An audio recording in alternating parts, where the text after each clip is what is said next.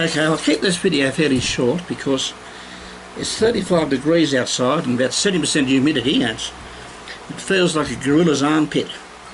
So I'm not going to stay too much out in the shed area here. I thought I'd just show you what I've done so far with the bridge I was hoping to build and some of the ideas I'm using for making fences. Well, this is the bridge that I assembled. It's not finished. Rather than show you something that is not built or something that's not finished, or is finished I should say, it loses its instructional ability. So what I'm doing, I'm showing you what it's like halfway through, so you can see what it's like now and what it's going to be like when I'm finished. Now what I'm going to do is I've cut it so it fits across the track at an angle, as you can see. There's some funny marks there, but ignore those. I'm going to put it in the vise vertically like this, and then there I'll be painting with glue, and I'll be using small pieces of blue metal gravel like a rock face on each side. And I'll paint underneath. I'll probably put some more beams underneath to make it look more substantial. I've got to put a balustrade on the ends of the railings there. I'll need a bit of I channel for that, which is U channel. I haven't got that at the moment, so that'll be a bit later on.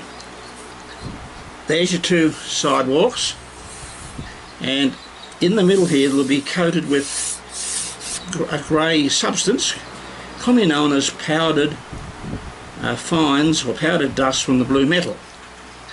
Now I'm not going to do that today because it's hot in here and I've got fans going, and I'll spend more of the blue metal up my nose and everywhere else than actually on the subject I'm using. Yeah, it's very vile stuff, and I recommend that whenever you're using the blue metal powder or blue metal dust, wear a mask. Don't breathe it in, and make sure you've got plenty of ventilation, because it does drift around a bit. And once you've finished using it, turn some fans on to blow the dust out.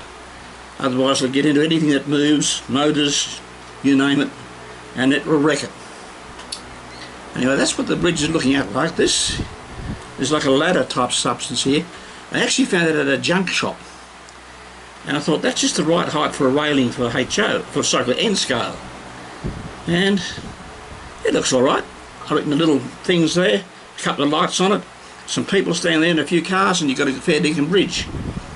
And then of course you've got to put the bitumen road in, which should be I'll do later on. I actually want to do the bitumen road on cam, so you can see how it's been done, but I can't do it now because of the fans, and it'll just blow dust everywhere. What I did experiment with was making some fences, El Cheapo, because most of my videos here are designed to show you how to make your own stuff. Anybody can rush out and buy something, a kit, assemble it and shake the kit and shake it out on the floor. As you can see, my workbenches are a bit of a mess. I don't have the perfect thing with all the micrometers and the latest equipment. I have the old kitchen knives that have been sharpened, and broken razor blades and stuff like that, and all the little cheap tools, but just to show that you don't need to have the expensive stuff to make anything. Now what I did was I tried making a couple of fences, and that's how that turned out. It looks rubbish, but in the background, with the bottom half buried into the polystyrene, it just looks like a single rail fence, typical of what some of these councils put together these days when they're told to do something and they give you something cheap. Now that one there is made out of staples, little 25/6 staples glued end to end. That one there is glued. No, that one there was, yeah, that one's there glued. This one here was soldered. And as you can see, they can quite flexible. They're quite passable in the background area. Actually, if you were to get two of them and fit them together opposite each other like a zipper, you could make a ladder out of them. That's just an idea. It'd be a bit fiddly, but you could do it. I'm doing this in N scale. You should be able to do it at HO scale. Now, how did I make these little ladders. Well, what I've done is I've got the ordinary little staples. Now I'll just bring the camera up a bit closer. I've got a little vise there, as you can see, and I put two sheets of balsa, thick balsa in between. Basically what you do is you get hold of one of the little staples and you put it in there and you slide it along between the two bits of balsa till it starts to jam up. Use another piece of balsa, which is the right height, to put in there to get the... That's as a template to get it right, stuff like that. Then it's a matter of getting some super glue or solder, and you put a bit of glue down the end, glue another one onto it. Now I've got another one here. I'll run that in.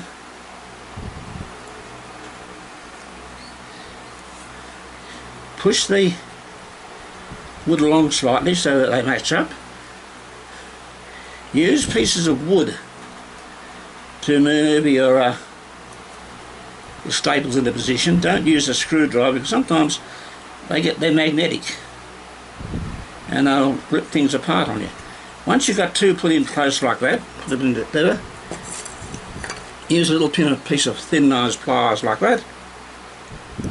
Push the two ends together so that they actually meet up. Tighten up a bit. Check your height.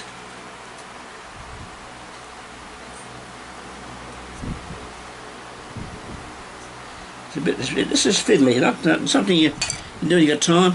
A little dab of super glue.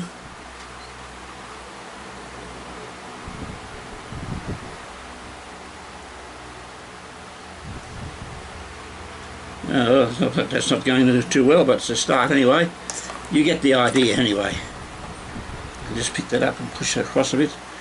Don't get the super glue on your hands, it's very hard to get off. Especially if it's scratch. And that's what you end up with. Do that about 6 times and repeat, and after a while you'll end up with a fence, something like this. Where am I? There, I can see it there. It's a start. As I said, they're good for a little cheap fencing around the background. Once you paint them, you won't notice the joins and that there. Put some vines over them. There's a lot of things you can do, and you can just make out using bits and pieces of that. That's using 25/6 staples. If you wanted to make a small ladder, you could use little Bambi staples. If you want to use something that's bigger, HO, use a bigger set of staples. As I said, you can glue them together or you can solder. All you have to do is just remember, once you've got that done, just move it along and then feed another one in, glue, repeat. And at the end of the day you should be able to take it apart like this, take it out, and hopefully you can get them off without breaking it up. There. Oh, that one, unfortunately, the glue didn't take. But anyway, you get the general drift. Well, basically, that's all I'm really going to show you today. I'm going to do the bridge, abutments, and other stuff in another video, as I said.